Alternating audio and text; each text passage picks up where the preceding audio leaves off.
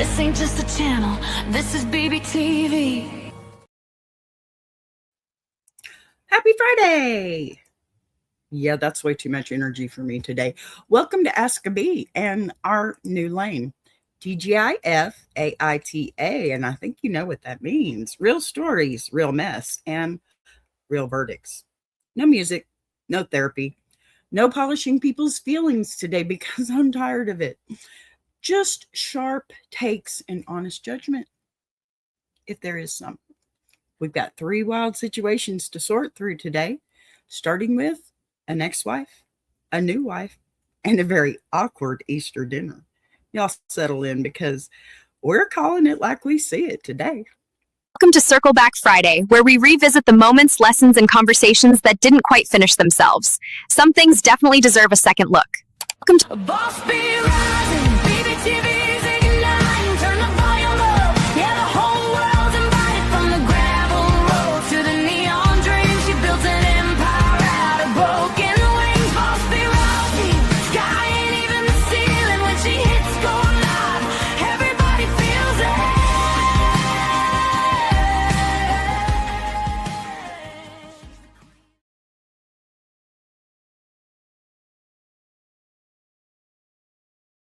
Away now. Thank you. Hey, everybody. Welcome to Ask a Bee and happy Friday, y'all.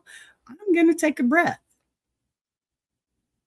And I'm going to do that with you for a second before we dive in because you know what? Today, it feels like one of those moments where the show itself is kind of shifting under my feet. Not in a dramatic burn it all down kind of way, but in that slow, almost invisible way where you suddenly realize you've been standing in a room that doesn't quite fit anymore. I've spent a long stretch building this space very deliberately. Okay. The music, the stories, the reflection, the emotion, and the depth of that emotion, the way I've tried to hold both empathy and honesty at the same time. And a lot of that still matters to me, seriously. But I can also feel something different moving through me right now. And look, it's not anger. It's not bitterness. Okay. So don't get me wrong here. It's not even burnout, at least not in the way people usually mean it. It's more like clarity arriving a little late at night after you've already cleaned the house twice, washed the dishes, sat quietly thinking you were fine, only to realize you've been carrying weight you didn't actually agree to carry. So I've been sitting in this space where I felt responsible, not just for my own words, but everyone else's feelings, histories, wounds. And that kind of responsibility is heavy in a way you don't always notice until, it slaps you in the face and your shoulders ache and your patience is thin. So today I'm not abandoning compassion. Okay. I'm just stepping out of the role of emotional caretaker for every story that crosses my desk. Let's see here. I have a question. Is it pink? I have an answer. Thank you. Drive through. Anyway, as I was saying, and here's a little welcome.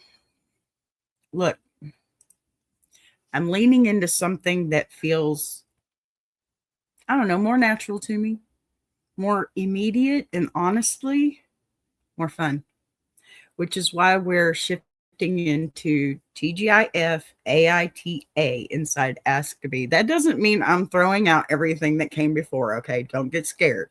It means I'm refining what this space is really for.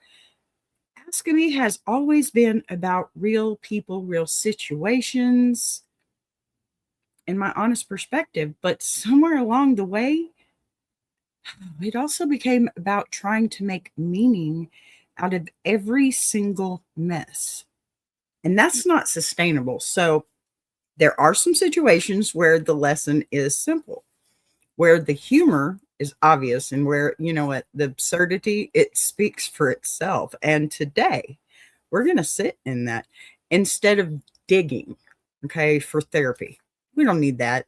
I realized that laughing at human behavior, not cruelly, okay, not mean or spirited, but with clear eyes, is just as valid as trying to understand it deeply. In fact, sometimes laughter is the sharpest truth we have. We're going to look at 3 different AITA stories. Okay. For those of us that do not know what AITA is, of course, you know what TGIF means, but AITA, and I'm going to say it and forgive me for the word, but am I the asshole is what that stands for. AITA, am I the a-hole? Okay. But this isn't like a Reddit kind of thing. Okay. I do know a couple of um, creators that I love to follow. Okay. Charlotte Dobra, beautiful, just got married. She's amazing. She's funny as hell too. Okay. And then we have Dustin Pointer. Okay. The Flag Man. I know you guys have seen him. And if you haven't, you need to get over there because he is awesome. Okay. He's so funny. Honey roasted. Absolutely. He's great. Y'all get over there and see him. Okay. But this isn't about Reddit. It isn't about spectacle. And it isn't about dunking on strangers. You guys, I get all kinds of letters, and I'm trying to make it possible to be able to read those letters. So that's what I'm doing with a little bit of a flip today. Okay. And we may work this level because I got a heck of a lot more AITA letters than I do anything else. Let me put it to you. We're not completely giving up the music, but let's be honest. YouTube is giving me a hard time with the music, and I am responsible for way too much to have that hard of a time. So we're just going to ease up a little bit and try this. Okay. So this is about recognizing patterns in how people treat, I guess, one another. You know, how ego shows up in relationships. Definitely how entitlement creeps in quietly, which is not always quietly. Let's get real, right? And how boundaries get tested in the most ordinary settings like family dinners, workplaces, and birthday parties. Look, I've been thinking a lot about how often women in particular are asked to smooth over tension, to be polite when they're put on the spot. You know what? To shallow truth so everyone else can feel comfortable. And today, I'm intentionally stepping away from that script. I'm not here to make people comfortable, okay, at the expense of honesty. And I'm not here to make myself smaller so other people can feel bigger. That's a line I've been walking for years, and I'm done tiptoeing around it. I think YouTube is a great place for that. Stop tiptoeing. You know, it takes you a minute to get up here on this stage, and once you do, you tiptoe around. No, honey, the stage is yours. Take off. Be the bee. So, pardon me. Hazelnut coffee, renewed sense of hope. All right, this doesn't mean anything like I've lost my heart, okay? It means I'm finally letting my spine lead a little bit. You'll hear that in how I talk about these stories. I'm still thoughtful. I'm still fair, okay? But I'm also going to be blunt, a little more like myself. I mean, that's probably why my first name is Boss. Yeah. Not because, you know, I'm a boss bitch, okay? It's because I'm a boss bitch. All right. And unafraid to call behavior what it is. I want this space to feel like sitting at a kitchen table with someone who knows you well enough to tell the absolute truth without judgment, okay? But also without sugarcoating. I don't do that in my life. I'm not going to do that here either. I'm not here to fix strangers. I'm here to observe them clearly, okay? And laugh when the situation deserves it. I've also been honest with myself about the fact that music, while beautiful, has been taking up emotional and logistical space in the show that I don't think I actually need it really anymore. And I hope that's okay with y'all. It doesn't mean I'm quitting music completely, but I think we just need a new outlook. This is getting boring and nobody's showing up, right? So you do what you got to do to make it better without compromising yourself. And that's where I'm at. So I don't really need an artist to anchor my week or justify my voice or anybody else's voice for that matter. The stories themselves are enough. They should be. My reaction to them is what you tune in for, I think. And whether you always agree or not, that realization took me longer than I expected because I like depth. I like history. And I mean, I love history, okay? And I like meaning, but depth doesn't always have to be heavy. Sometimes it can be sharp and witty and even a little, I don't know, irreverent. But today you'll hear that balance. I'm not trying to be perfect. I'm just trying to be me. I'm not trying to impress anyone. I have a husband of 35 years. I don't need to be impressing anybody. I have what I have and what I need right here. So I'm not trying to impress anybody. And I'm not chasing algorithm magic. Okay. Me and Bertha, we have an understanding. And believe me, that bitch don't like me either. Okay.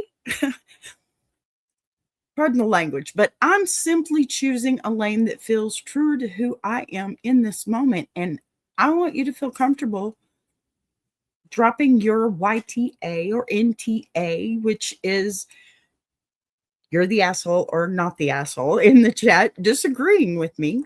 Okay. If you want to, laughing with me when something is ridiculous and sitting quietly when a story lands close to home. There's room for all of that here. And I think it'll be a much more pleasant story for me to tell, because sometimes we just need chaos and different kinds of chaos. And I think AITA chaos is perfect for Boss B. Sassy, Texas, I got it. And I can be. And that's the real me. I've been sitting here hiding behind everybody else's mess. I don't want to do that anymore. So what I care about is that you feel like you can be honest in this space. Just as I'm being honest on screen, we're not pretending people are always noble, okay? We're not pretending conflict is always solvable. Sometimes people are messy. Sometimes they're selfish. And you know what? Sometimes they're funny without meaning to be. But sometimes they're dead wrong too. So today we're going to meet all of that head on without trying to wrap it in a bow. This shift doesn't mean Askabee is losing its soul. It means I'm sharpening it, because that's what we do here in the iron sharpening iron universe. We sharpen ourselves and each other at the same time. And that's the way we roll. It's just how it goes. So I've always been good at reading situations quickly, at least my opinion, of course, noticing power dynamics and calling out total nonsense. And this format lets that strength shine. It really does, without making me responsible, okay, for everyone's emotional recovery. I can hold space without carrying it. Like, I can be kind without being a doormat. I can be funny without being cruel. That's the sweet spot I'm aiming for. So as we move into our first story tonight about an ex-wife, today, pardon me, I'm ready to go to bed, y'all. Yeah, my hair is just doing this Beyonce thing again. I'm trying to keep it real here. Every awkward this is a very awkward Easter dinner that I got this about. I want you to listen, not just for who was right or wrong, but for the deeper themes underneath that, okay? Who gets to control family history? Who gets credit for sacrifice? And how easily some women are expected to disappear so other people I don't know, can feel comfortable. Those questions matter even when we're laughing. Settle in with me.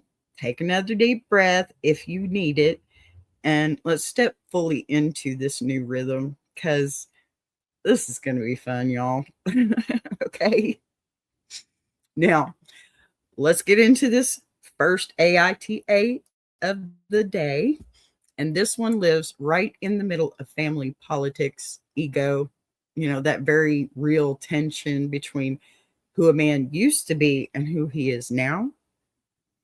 It's about an ex wife who carried the load while her husband built his career, and a new wife who only knows the polished version of him.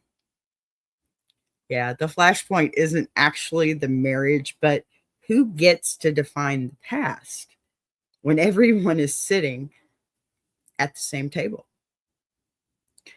As you listen, pay attention to power, timing, and how easily women get put on the spot in front of a crowd. This isn't a story about being petty, okay? It's a story about being publicly challenged to rewrite your own life. All right, I'm going to read these letters. That's how I roll. Oh, sorry.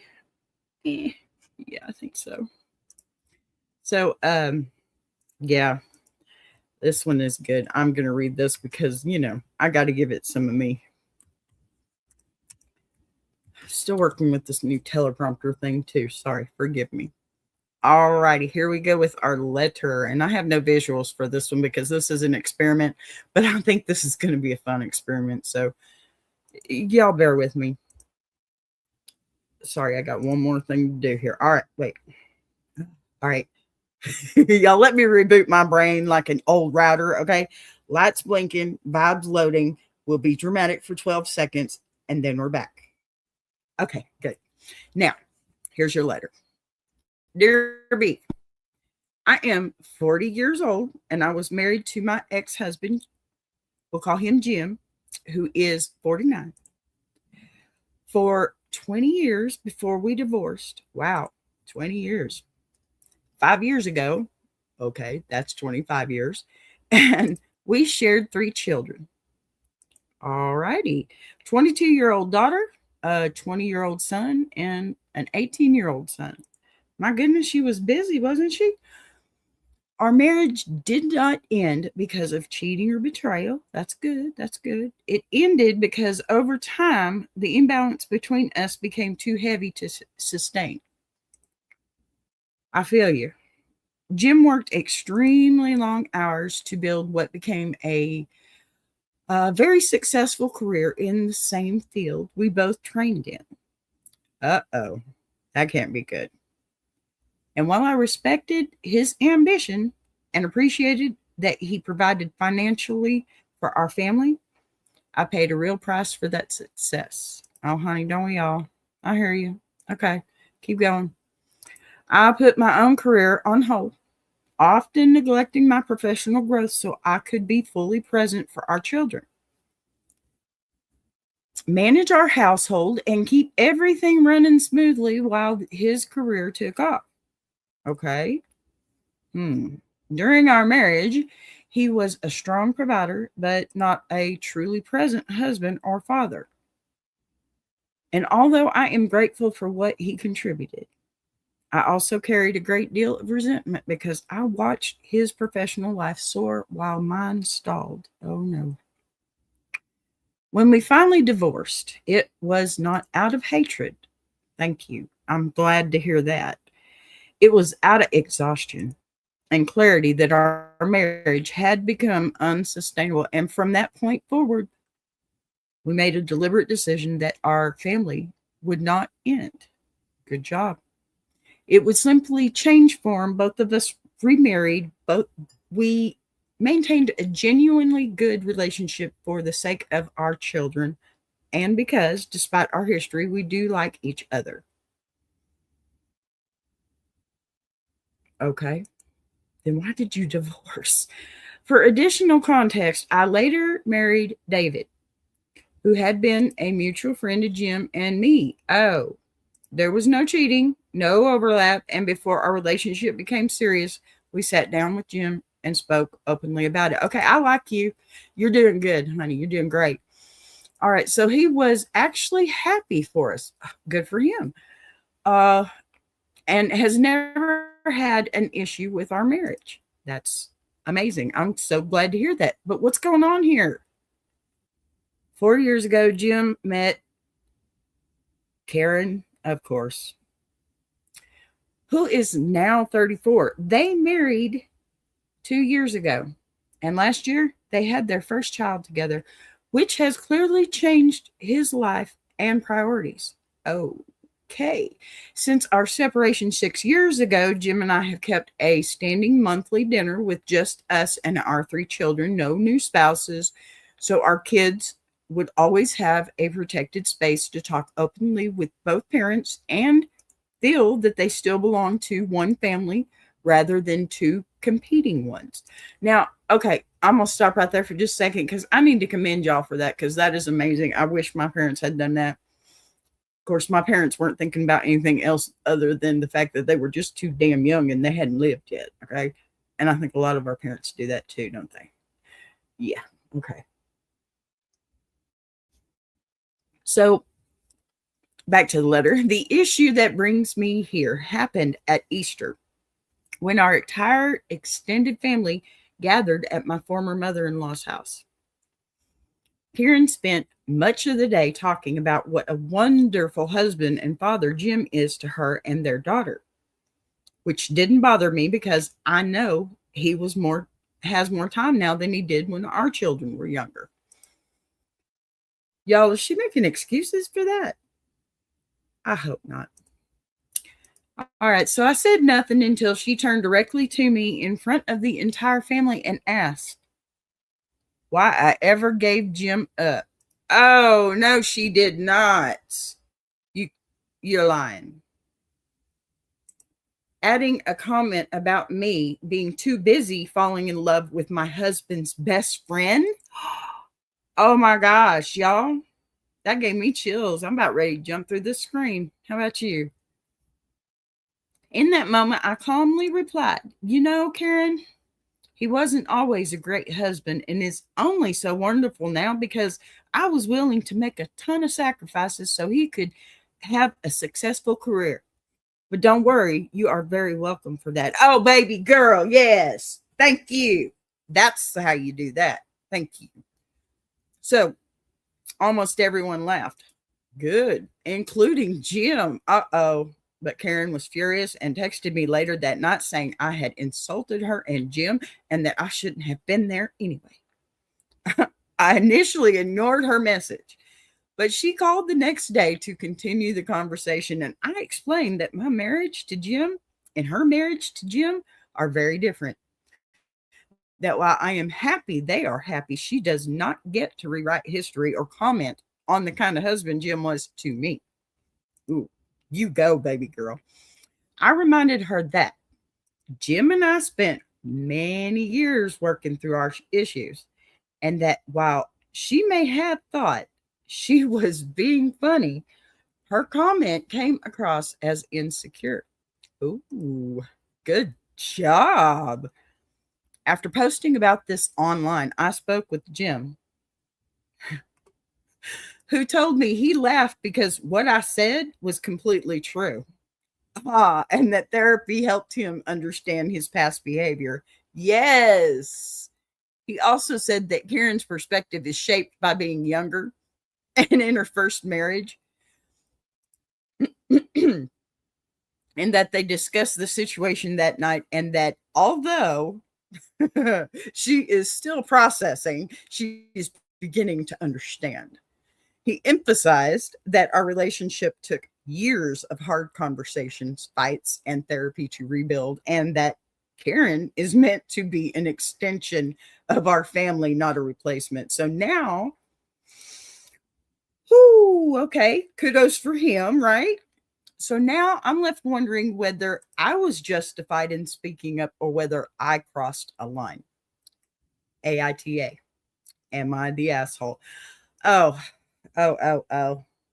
What y'all think? Come on, put it in the comments. I need to know what you think. Is she or is she not? Come on. I know there's a couple of you in here. You can do something for me here. Tell me, is she the asshole or is she not? Because let me tell you something. I don't think so. I think little Miss Newbie needs to take her butt on home, huh? Oh my gosh. Look, if I pause, I'm not buffering, I'm marinating. Wow. I mean, really, wow. For real? Seriously. Look, I'm serious, but not church serious. More like, Sunday brunch serious. Okay. Oh my goodness. Oh my goodness. Oh my goodness. That's crazy, y'all. That is crazy. All right. Listen, dear conflicted but honest. Okay. The reason this situation feels so charged is because it was never really about one sentence at Easter. It was about ownership of history, power over narrative. It was. And the uncomfortable truth that growth does not happen in a vacuum, y'all. Come on. What Karen did when she turned to you in front of an entire family and asked you why you ever gave Jim up was not curiosity and it was not innocent admiration. Okay. Let's get that straight. It was a public reframing of your 20-year marriage. 20 years.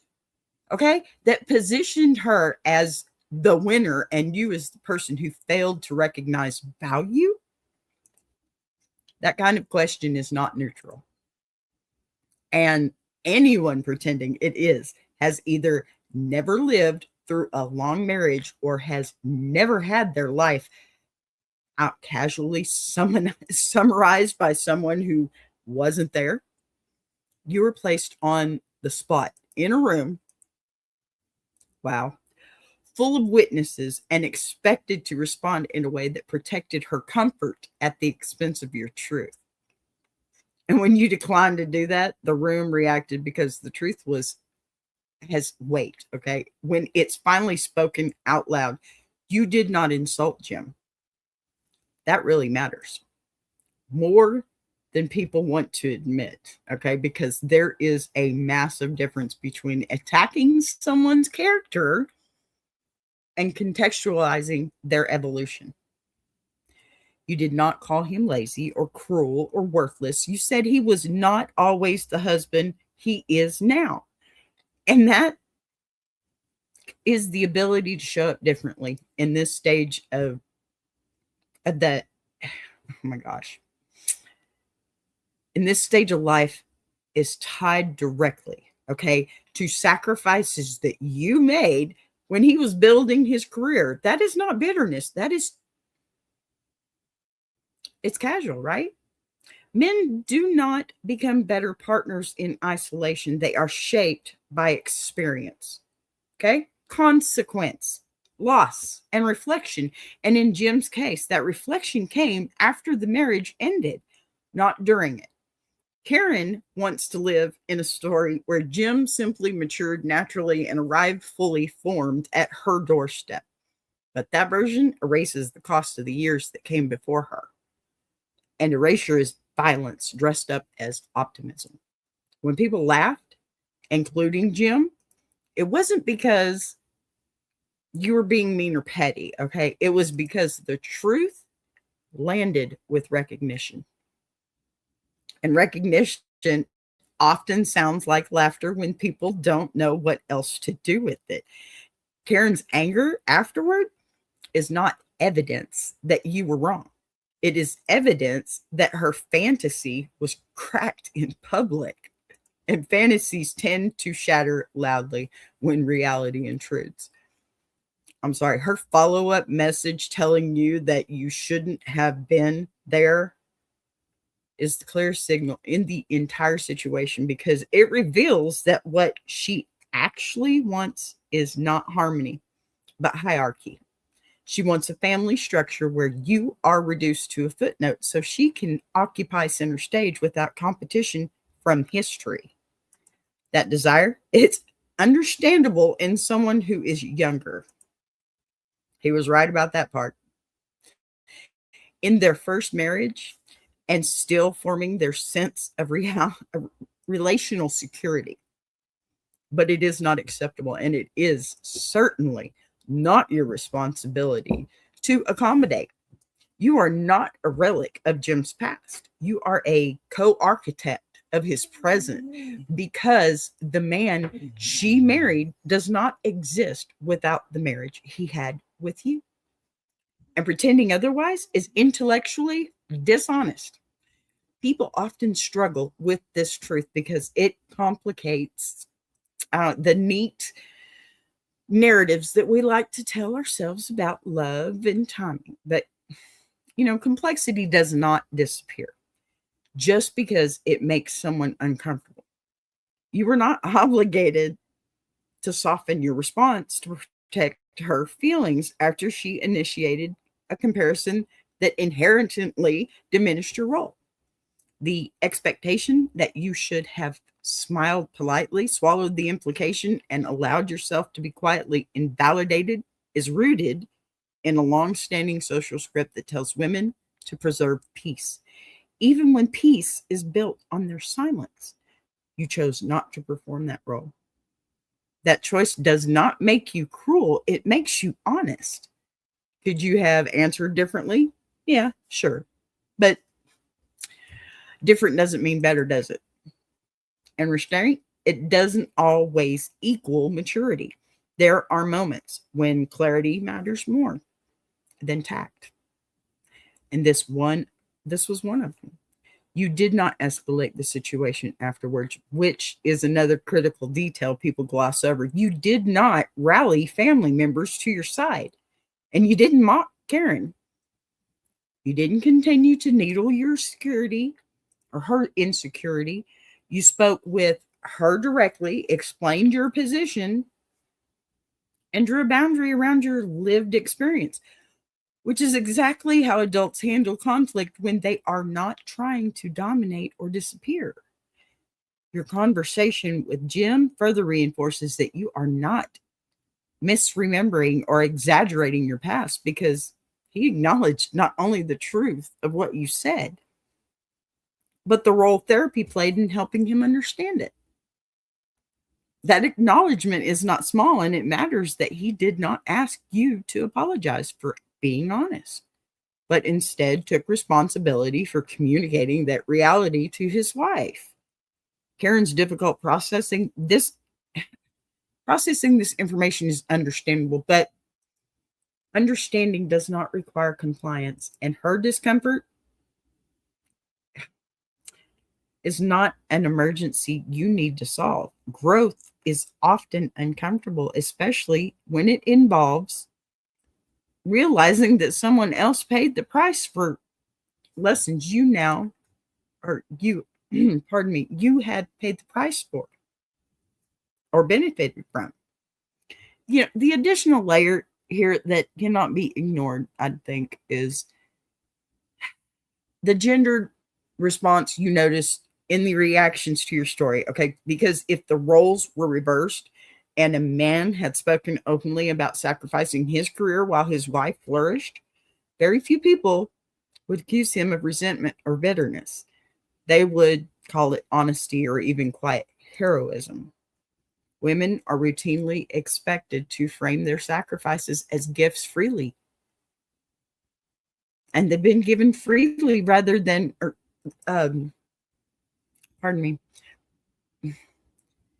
gifts that are given freely rather than cost incurred. I'm not saying anything bad about men. Don't get me wrong here. That's just how it is. And when they name the cost, they are labeling ungrateful or hostile. Okay? All right, just 1 second, please, because I'm still not getting this thing right. And I have no idea why I did that. All right, hold up. 2 seconds. Forgive me. You know what? We're going to go ahead and take a break so I can get this fixed. I'll be right back. Thanks.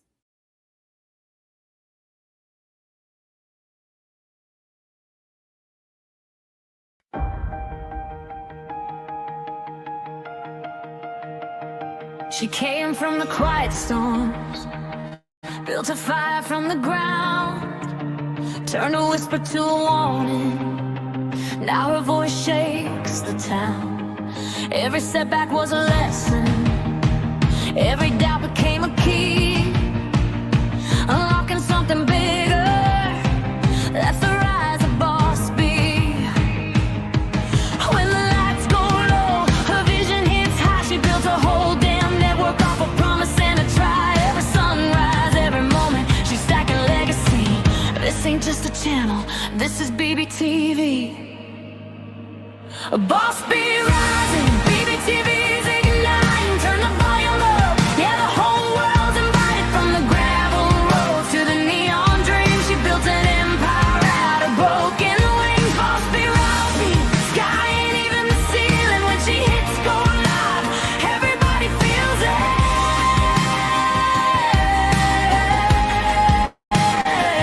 She's the queen of the comeback, the storm in the stream, crafting stories out of heartbeats, making visions out of dreams.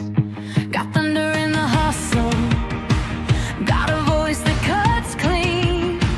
Every mic she touches turns the power unseen. So let brothers spin the numbers, let the views rise slow or fast. Boss B doesn't measure wins by echoes of the past. This moment is a pivot, this season's history. Bow down to the founder of the bbTV dynasty. Boss B rising, bbTV's igniting. Turn the volume up, yeah, the whole world's invited. From the gravel roads to the neon dream, she built an empire out of broken wings. Boss B rising, sky ain't even the ceiling. When she hits go live, everybody feels it.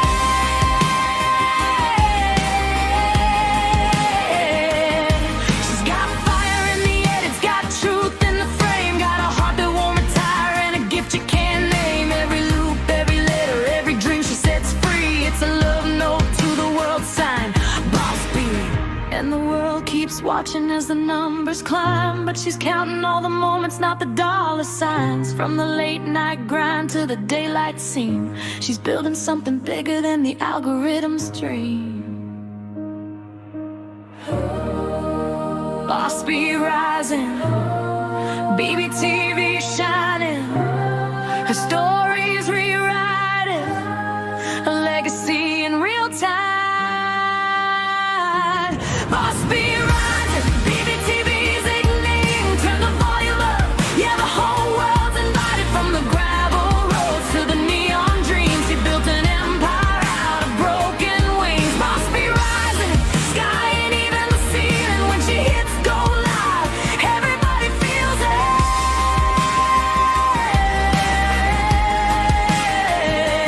bbTV, where the stories breathe. bbTV, where the dreamers believe. Boss B rising, watch her take her place. This is bbTV, this is her grace.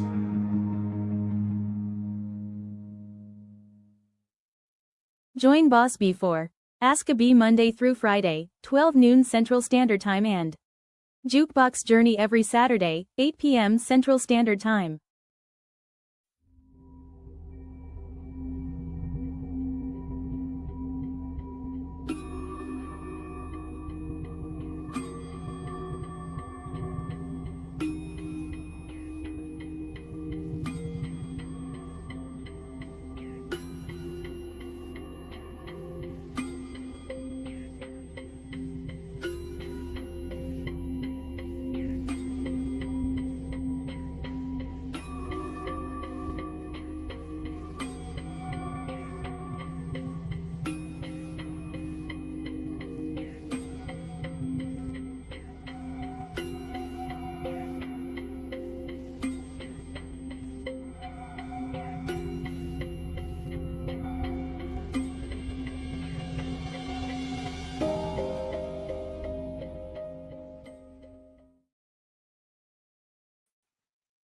All righty.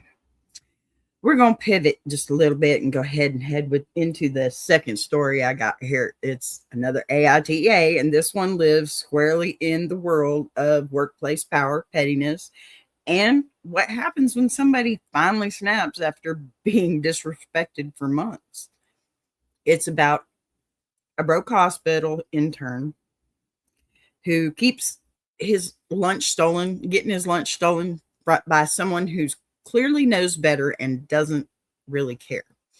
And the very human moment where frustration turns into revenge.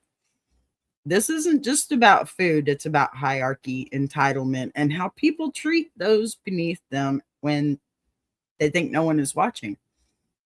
As you listen, think about who holds power here, about who's abusing it, and whether consequences look different when the person suffering them deserves it. Okay. This one is messy, funny, and deeply uncomfortable all at the same time. Okay. So here's letter 2. I'm reading this one too. Don't forget, this is an experiment, but I'm loving it. So, dear B, I am a 24-year-old medical intern at a general hospital. Okay. And like most interns, I am overworked, underpaid, and constantly reminded that I am the bottom of the hierarchy. Interns are not allowed to eat hospital food for lunch, which is fine with me because I prefer to bring my own meals from home. That's weird. Anyway, every morning I pack a lunchbox carefully, fruit, a main meal, sometimes dessert, and a drink because this is literally what gets me through long shifts. For the last 3 months, however, my lunch has been getting stolen. At first, it was small things like someone taking my fruit or drinking my juice, but over time, it got worse. Sometimes entire portions of my meal would be gone, and I would just sit there staring at an empty container, feeling both hungry and powerless. Girl, you better find out. So last week was the breaking point. Oh, good. Here we go. When I went to eat, there was absolutely nothing left. Not a single bite, not even the containers themselves. Whoever took my food didn't just eat it, they took everything, which felt incredibly disrespectful and personal. I mean, yeah, I was furious, but also embarrassed because as an intern, you're constantly told to keep your head down and not make waves. See, that's why I couldn't do this job. That night, after ranting to myself, I remembered a story I saw online about someone who booby trapped their food to catch a thief. Oh, really? And I decided to do something similar. Okay, time out, because this is an intern working at a hospital. I'm a little scared here. No, I have not read this whole story. I had somebody pick these out for me. I think it's better this way because then, I can get into it and not know what's going on and just like y'all. Okay, so the next day I bought the most expensive pudding in town. Oh, okay. Made sure the bakery logo was clearly visible on the packaging and used a syringe to secretly fill it with, laxatives. Okay. I also added laxatives to my main dish and my juice, thinking that if the thief took anything, they would pay for it. Oh. So I placed everything in my lunchbox, left it in the usual fridge, and waited. Oh. I'm almost afraid to read the rest of this one. Okay, when lunchtime came, I'm just kidding. My heart was racing, and sure enough, everything was gone again. The pudding was missing. My food had been disturbed, and my drink was gone. Part of me felt vindicated, like justice was finally coming. I had a strong suspicion that a particular nurse who openly dislikes me and often criticizes my work was the culprit. So I watched him closely throughout the day, expecting to see him doubled over in pain, and to my surprise, he seemed completely fine. Uh-oh. which made me feel guilty for wrongly accusing him in my head. Oh, then out of nowhere, my actual boss, a senior doctor who makes more than, oh, I don't even want to quote that number, suddenly developed a terrible stomach ache and had to leave work early. Wow. In that moment, it hit me that the person stealing from me wasn't some fellow struggling intern or overworked nurse, but a wealthy, powerful man who could easily afford his own food. The realization made me both furious and uneasy. Oh, baby girl, me too. Because I knew what I had done. I will never tell anyone at the hospital about this because I desperately need this internship and the tiny salary that comes with it. And I'm terrified of the consequences if this ever came back to me. Baby girl, get a cooler, leave it in your car.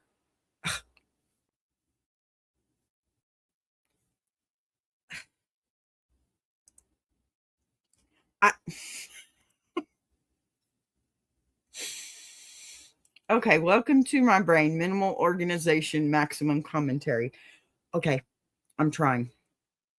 So still, I can't stop replaying it in my head and wondering whether I crossed the line, even though he was clearly in the wrong first. So B, I have to ask, am I the asshole for giving a thief diarrhea? What y'all think? Come on, there's a couple of y'all in here. You could give me an answer. What y'all think? Seriously, what would you tell them? Do you think they're the asshole or no? Oh my God. I mean, wow. For real? I don't even know what to say to this, to tell you the truth. No, I don't think you're an asshole. Okay. I'm going to say, there you go. I said it. Okay. I said it. I don't think it. I don't think you're an asshole. I think that doctor is an unmitigated asshole. Okay. I think, come on.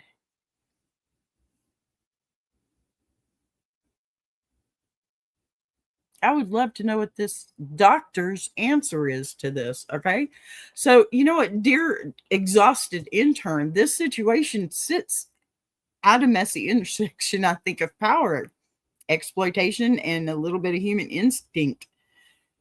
If we're going to judge it honestly, we have to be willing to look at all three without pretending anyone behaved like a saint. All right, what happened to you did not start with a prank. It started with months of disrespect. For 3 straight months, someone in that hospital refrigerator treated your food as public property. Not in a desperate one-time moment, but as a pattern of entitlement that gradually escalated from nibbling to full theft. You're not losing leftovers. You're losing the very thing that keeps you going through long, underpaid shifts in a system that already gives interns almost no power. When you say you felt embarrassed and powerless, that matters, okay? Because stealing from someone who has less than you, less authority, it's not rude, okay? It's a quiet form of bullying that relies on hierarchy, okay, to avoid consequences. In a perfect world where you would have reported this, filed a complaint, or confronted whoever you suspected, but hospitals are not perfect worlds, right? And interns learn very quickly that speaking up can make you a problem, not a victim. So by the time you reach the week when even your containers disappeared, your reaction was not born from pettiness, right? It was born from being pushed to a breaking point by a system that trains you to swallow your anger. The moment you decided to spike your food, it wasn't your finest impulse, okay?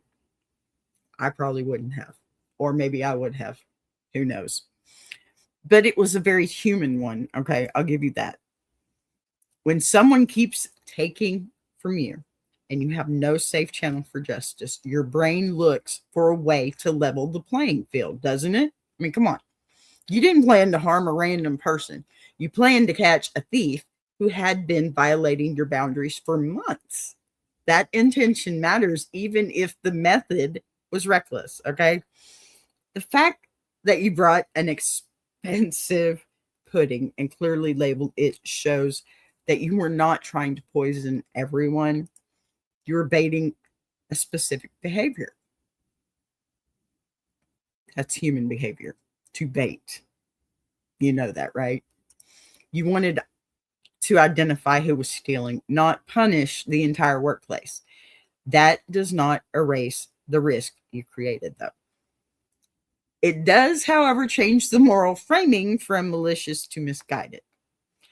Where this becomes complicated is that you did not know who the thief was. And by acting without certainty, you opened the door for harm to land on somebody you did not intend. Watching the nurse you suspected go about his day unharmed and feeling guilty is actually one of the most telling parts of the story, because it proves you are not cruel. Okay. You didn't relish the idea of hurting him. You were relieved he was innocent. Okay. Your conscience was still active even in your anger, which, that really does separate you from someone acting out of pure spite.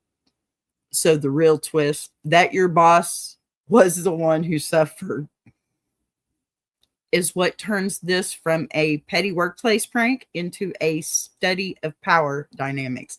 This is a man earning more in a month than you likely make in several. A man who could afford gourmet meals every single day. I mean, Uber, dude. And yet he chose to steal from the poorest person in the room, right? That is not a mistake. That is entitlement. People often want to paint high-earning professionals as automatically ethical, but money does not make someone decent. And in this case, it exposed his character. He knew you were an intern. Come on. He knew you were underpaid.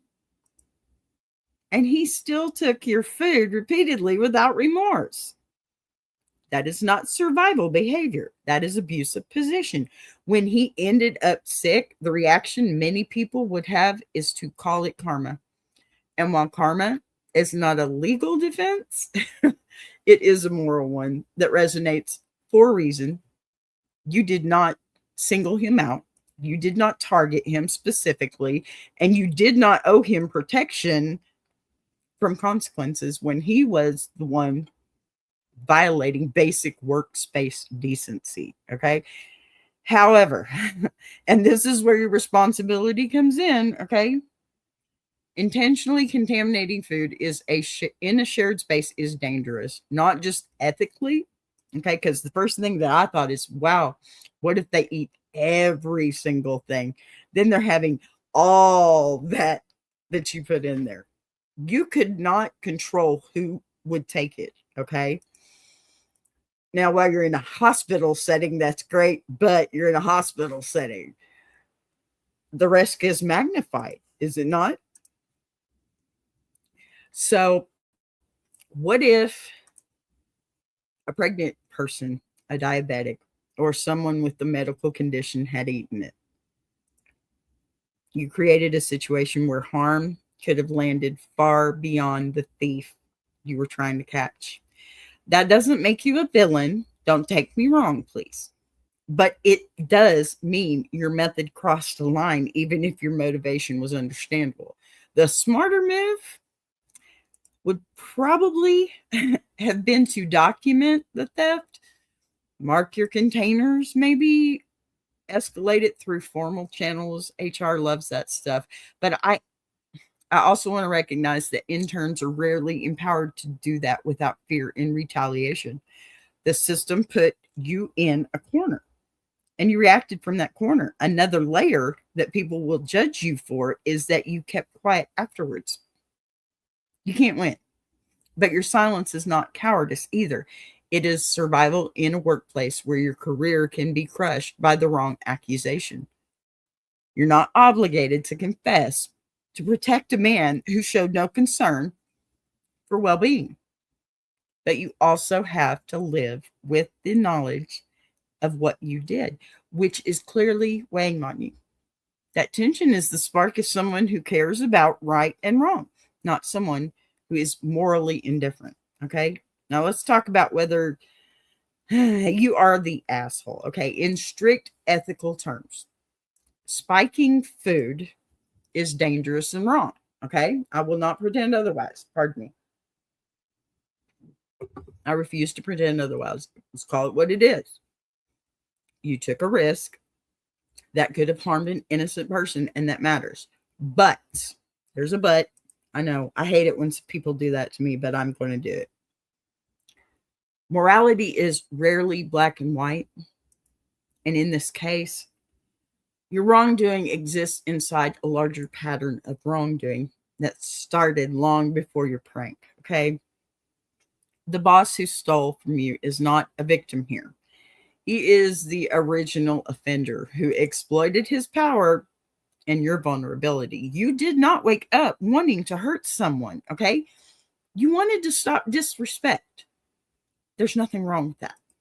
That distinction is important. If we are measuring who behaved worse, it is not even close. A wealthy doctor stealing food from a struggling intern for months is far more morally repugnant than an intern lashing out with a poorly thought out trap. Okay.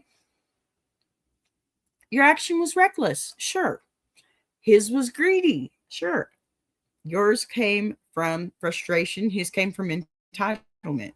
Yours was a single moment. His was a repeated pattern. In that light, okay, I cannot call you the asshole in the way that people usually mean it. Okay, you are not malicious, cruel, or heartless.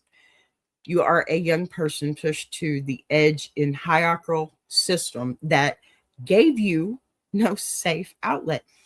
At the same time, I would be lying if I said your method was justified, okay, because it wasn't. You crossed a safety line.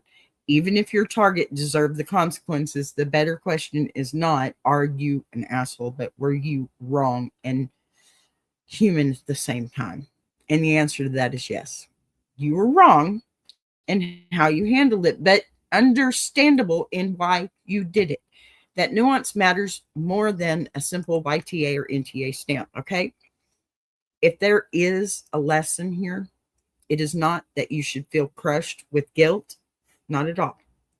It is that you need a safer way to protect yourself from going forward. Okay? Mark your food. Photograph your lunches. Escalate the issue through formal channels or coordinate with other interns to call out the thief. Okay? And do it collectively. So you're not standing alone. You should have not have to endure being stolen from to keep your career intact. As for your boss, whatever embarrassment or discomfort he felt is not something you owe him relief from. He was not entitled to your silence, your sympathy, or your food. If anything, this incident exposed a serious character flaw that, someone in his position should be deeply ashamed of, I would think. I mean, tell me if you agree. So my answer to you is this. You are not the asshole in spirit, okay? Because your anger was justified. Your victimization was real, but your method was dangerous and crossed a line you shouldn't repeat, okay? No one's scolding you here. Just consider that next time. You were pushed into a bad decision by a bad situation, and that is very different from being a bad person. It's very human.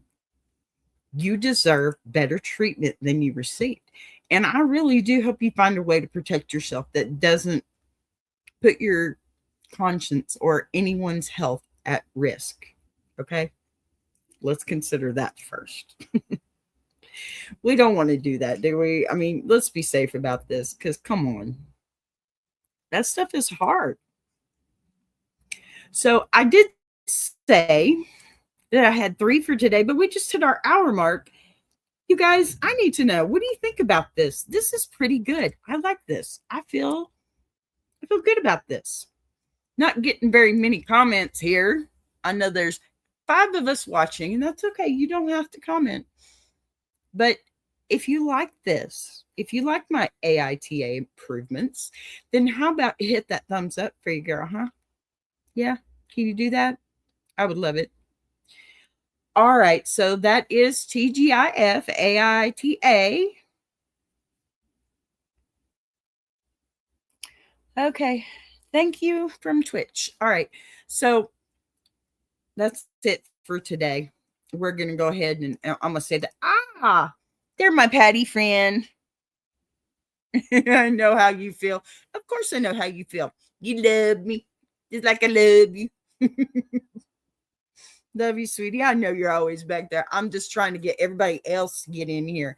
You be busy over there, honey. And I love you.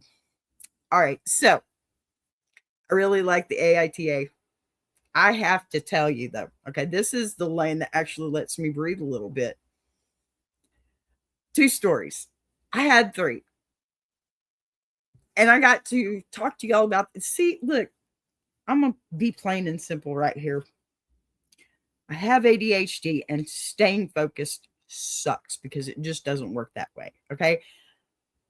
ADHD as an adult is worse than when a kid, okay? Because sometimes I go off on a tangent that is so crazy. So I have to have talking points. I have to have some kind of script to keep myself grounded. And today, yes, I had all that, but I didn't use it near as much because I'm starting to get so much more comfortable and I'm able to stay more focused. So 2 stories today because I had 3 and decided against it.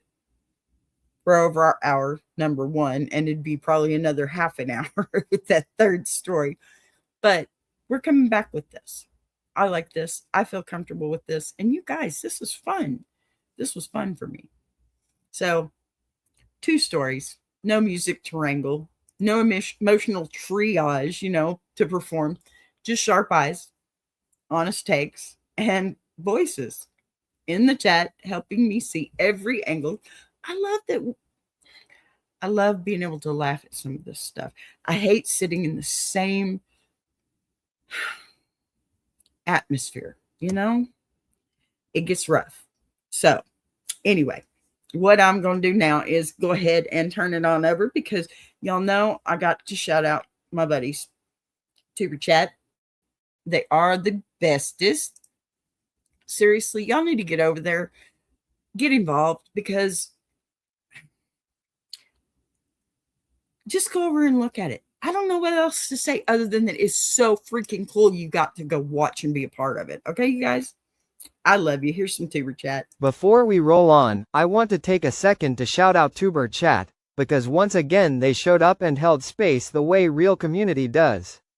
This channel isn't about noise or numbers chasing, it's about consistency, respect, and actually supporting creators without strings attached.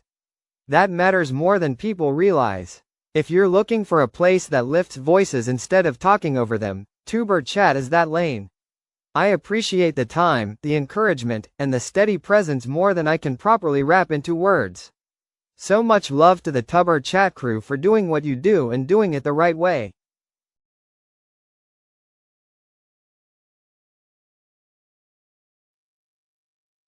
Oops, missed one. If you're enjoying this show, subscribing is the easiest way to support what's being built here on bbTV. You'll see the join button right next to subscribe. No pressure, no expectations, just an option for people who want to support the channel in a real way. We're live weekdays at 12 p.m. Central, and each day has its own focus. Same honesty, same voice, just different conversations depending on the day. And if you've got a story... A boss be rising.